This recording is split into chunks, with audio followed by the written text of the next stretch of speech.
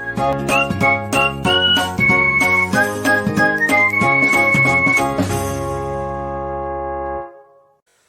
दोस्तों, आज के वीडियो में हम लोग बात करने वाले हैं पैराथायरॉयड ग्लैंड के बारे में। ठीक है, तो पैराथायरॉयड ग्लैंड का जो फंक्शन होगा वो तभी समझ में आएगा जब हम लोग थायराइड ग्लैंड पढ़ चुके होंगे। ठीक है, तो मैंने थायराइड ग्लैंड ऑलरेडी बता चुका है और अब इस वीडियो में बात करेंगे पैराथायरॉयड ग्लैंड का। ठीक है, इसका फंक्शन देखेंगे, जो ग्लैंड का जो हार्मोन्स है पैराथॉर्मोन का फंक्शन देखेंगे, डिसऑर्डर देखेंगे, डिसऑर्डर तो हाइपोसिक्रीशन एंड हाइपरसिक्रीशन। ठीक है, और जो कैल्शियम का जो मेटाबॉलिज्म है, किस तरह से दो हार्मोन आपस में एंटागोनिस्ट काम करते हैं, वो भी हम लोग इस लेक्चर में देखने वाले हैं। ठीक है, तो स्टार्ट करते हैं। सबसे पहला जो पैराथायरॉयड ग्लैंड जो होता है, वो सबसे पहला जो बात होता है ऑरिजिन। तो ऑरिजिन इसका एंडोडर्मल ऑरिजिन होता है। ठीक है, और ये प्रेजेंट होता है दो पेयर में। ठीक है, दो पेयर प्रेजेंट होता है ऑन द बैक साइड या dorsal side of the thyroid gland. ठीक है, तो देखो ये हो गया ट्रैकिया। ठीक है, और ये ट्रैकिया और जो लैरिंक्स के जो बीच का जो जंक्शन होता है, यहाँ पे थायराइड ग्लैंड ये इस तरह से प्रेजेंट है। ठीक है, अब ये थायराइड ग्लैंड का आगे वाला पार्ट क्या हो गया, जैसे कि ये देखो, ये मानो कि ये थायराइड ग्लैंड है। ठीक है, ये इस तरह से। अब ये थायराइड ग्लैंड का जो आगे वाला पार्ट है, एक मिनट, आगे वाले पार्ट को क्या बोलते हैं, वेंट्रल साइड। पीछे वाले पार्ट को क्या बोलते हैं, डॉर्सल साइड।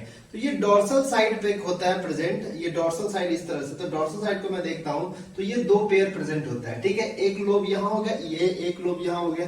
ठीक है, थायराइड ग्लैंड का। अब ये थायराइड ग्लैंड में दो दो प्रेजेंट ऑन थर्ड साइड और वन पेयर ईच प्रेजेंट, और दो पेयर प्रेजेंट होता है, दो यहाँ पे, ठीक है, दो यहाँ पे, मतलब एक पेयर यहाँ एक पेयर यहाँ, इस साइड, दोनों साइड में। ठीक है, इस तरह से दोनों साइड में पीछे तरफ से देखेंगे तो दो हार्मोन इससे प्रेजेंट होता है, सॉरी दो पेयर ग्लैंड प्रेजेंट होता है, जिसको बोलते हैं पैराथायरॉयड ग्लैंड। ठीक है, जो पैराथायरॉयड ग्लैंड हो गया, कहाँ प्रेजेंट होगा पता चल गया, पोजीशन। ठीक है, अब ये जो हार्मोन इसका निकलता है, इसको बोलते हैं पैराथायरॉयड हार्मोन या पैराथॉर्मोन या पॉलिप्स हार्मोन। ठीक है, इसका फंक्शन की बात करें तो ये मोस्टली जो होता है ब्लड कैल्शियम लेवल के होमियोस्टेसिस को मेंटेन करता है बाय रेगुलेटिंग द किसको रेगुलेट करता है, कैल्शियम और फॉस्फेट आयन को जो रेगुलेट करके करता है। ठीक है, मेंटेन द फंक्शन ऑफ। तो ये दो चीज को मेंटेन करता है, कैल्शियम को और फॉस्फेट आयन को। जब कभी भी मेंटेन का बात करते हैं तो रेगुलेशन की बात करते हैं, तो ब्लड कैल्शियम लेवल को रेगुलेट करना है।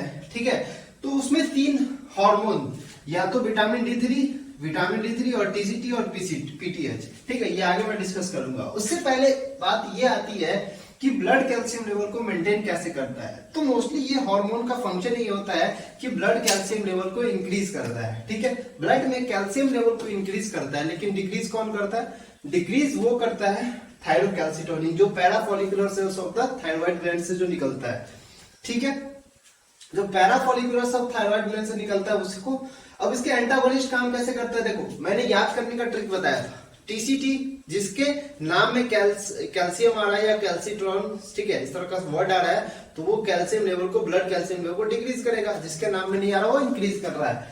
मतलब पैराथॉर्मोन जो होता है वो ब्लड कैल्शियम लेवल को इंक्रीज कर रहा है यहाँ पे।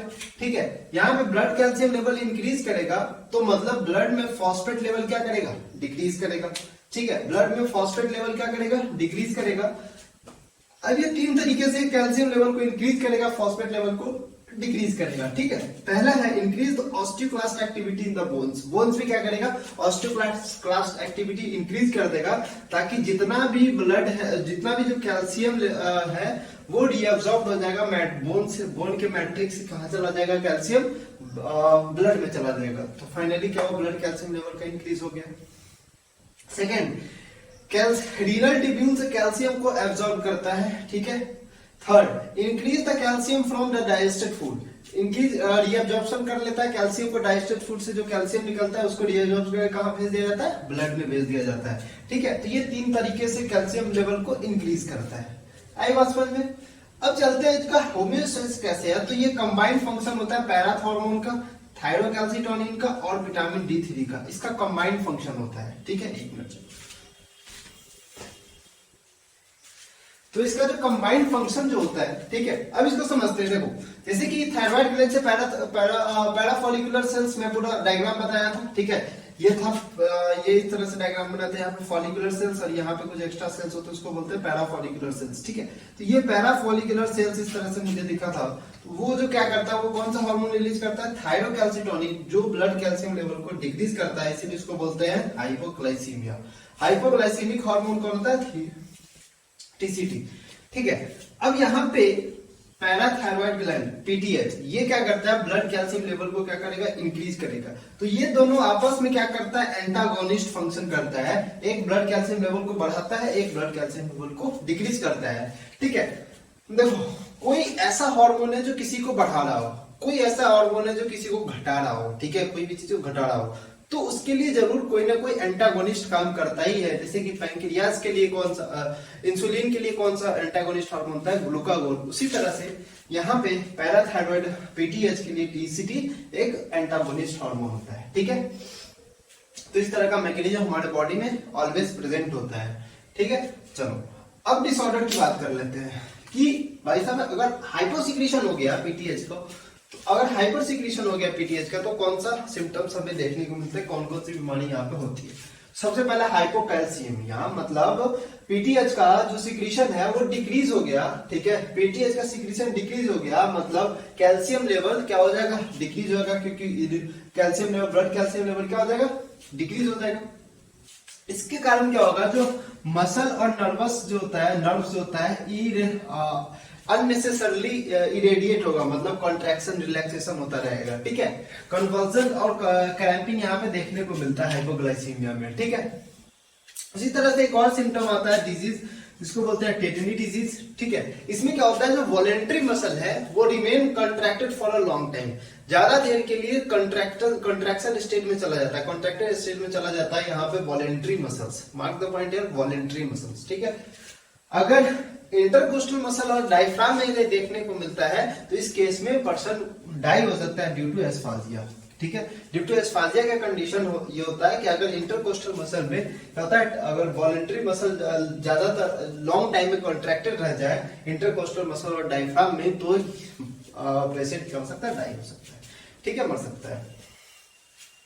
नेक्स्ट है hyper secretion of PTH. PTH का ज्यादा सिक्रीशन होने के कारण, अगर ज्यादा सिक्रीशन हो रहा है तो उसको क्या बोलते हैं, हाइपर पैराथायरॉइडिज्म। हाइपर पैराथायरॉइडिज्म, ऊपर वाले केस को क्या बोलते हैं, हाइपो पैराथायरॉइडिज्म।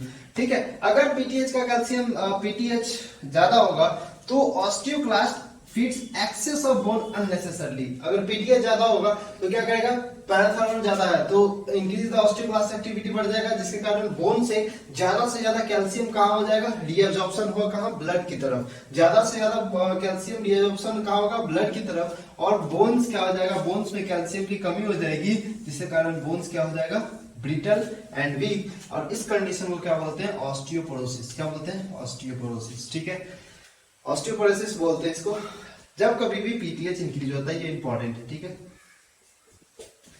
और ये इंपॉर्टेंट, कौन सा डिजीज हाइपोसिक्रीशन में होता है, कौन सा डिजीज हाइपरसिक्रीशन में होता है। ठीक है, अगर कुछ केस में एक्सेस अगर डिपोजिशन हो जाता है तो किडनी में, अगर मान लो ज्यादा अगर पीटीएच हो गया तो स्टोन फॉर्म होता है due to the excess deposition of calcium in kidney. ठीक है, तो ये था पूरा इसका डिसऑर्डर, हार्मोन्स का फंक्शन।